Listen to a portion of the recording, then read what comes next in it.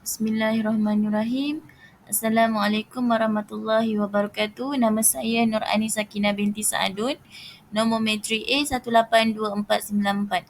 Hari ini saya akan membentangkan tajuk penulisan saya iaitu Besi menurut Al-Quran dan Sains.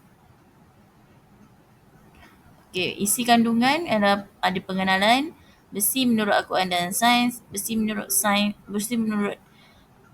sains, persamaan, perbezaan dan kesimpulan. Okey, pengenalan. Besi merupakan logam yang amat penting dalam sejarah umat manusia sejak dahulu lagi. Ia memberi faedah dan manfaat dalam perindustrian, pembinaan, peralatan bahkan perubatan. Ia relevan digunakan sejak zaman dahulu sehingga zaman moden. Tidak ada logam lain yang jumlah kepentingannya melebihi besi. Kat sini nak cakap bahawa besi ni satu anugerah yang Allah turunkan daripada langit yang memberi manfaat kepada manusia. Tidak kiralah dalam bentuk apa sekalipun, dalam bentuk perindustrian, pembinaan peralatan ataupun perubatan. Besi ini membawa beribu manfaat kepada umat manusia. Okey, seterusnya kita akan lihat besi menurut Al-Quran. Besi menurut Al-Quran.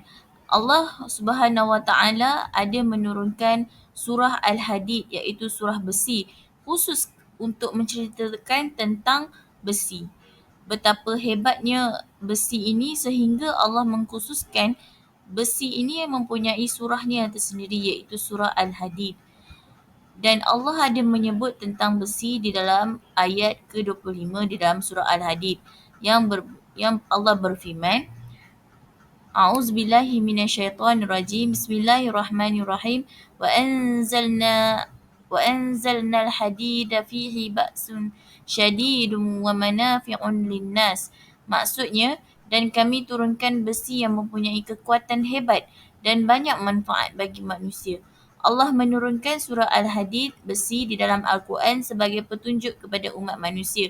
Dalam ayat ke-25 ini, Allah menyebut tentang manfaat besi yang Allah turunkan terus dari langit.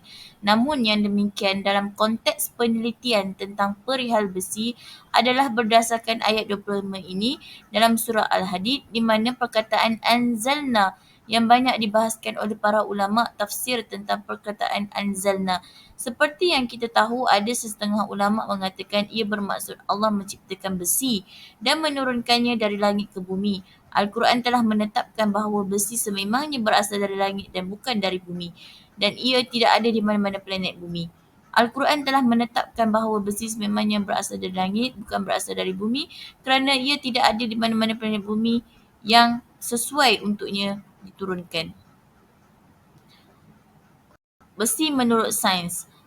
Ahli ilmuwan dunia Dr. Hans von Stauch, ilmuwan terkenal dalam lingkungan NASA Amerika Syarikat, berkata, mereka telah banyak melakukan kajian terhadap logam-logam di bumi. Ternyata yang paling aneh adalah besi kerana memerlukan suhu yang sangat luar biasa dalam menggabungkan elektron dan neutron yang terdapat dalam atom besi. Sememangnya terdapat fakta saintifik telah membuktikan keadaan ini. Yang pertama ialah besi hanya boleh dihasilkan dengan suhu darjah Celsius mencecah ratusan juta darjah Celsius.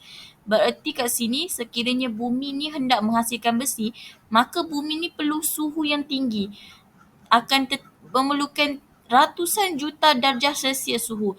Tetapi jika kita lihat perut bumi, suhu yang paling tinggi adalah setakat 5,000 darjah Celsius sahaja.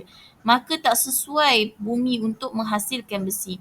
Dan kedua pula, jika kita katakan besi ni berhasil daripada matahari, suhu matahari adalah antara 15 ke 20 juta darjah Celsius dan tidak mencecah ratusan juta. Jika besi bukan berasal daripada bumi dan matahari, maka jawapan kepada persoalan itu ialah besi ini berasal daripada bintang yang suhunya mencecah ratusan juta darjah Celsius. Setelah kajian dijalankan, 4.5 bilion tahun yang lampau telah berlakunya supernova, iaitu satu ledakan daripada bintang yang meletus, kemudian ledakan itu jatuh ke bumi, dan itulah besi. Kita lihat pula kepada persamaan antara besi menurut Al-Quran dan sains.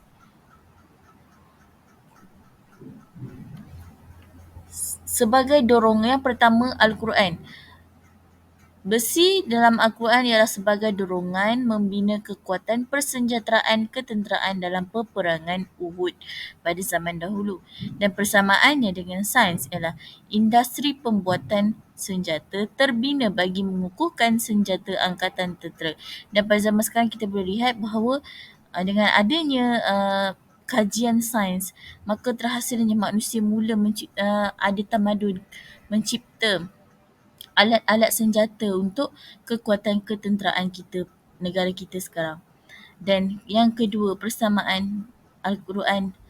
Allah berfirman dalam surah Al-Hadid ayat 25, ternyata besi itu adalah daripada langit.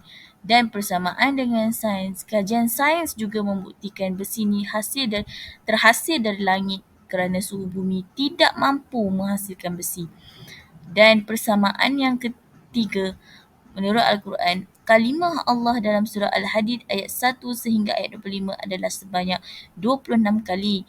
Dan boleh kita lihat kajian sains juga mengatakan 26 adalah nombor atom besi, iaitu jumlah proton dalam atom besi.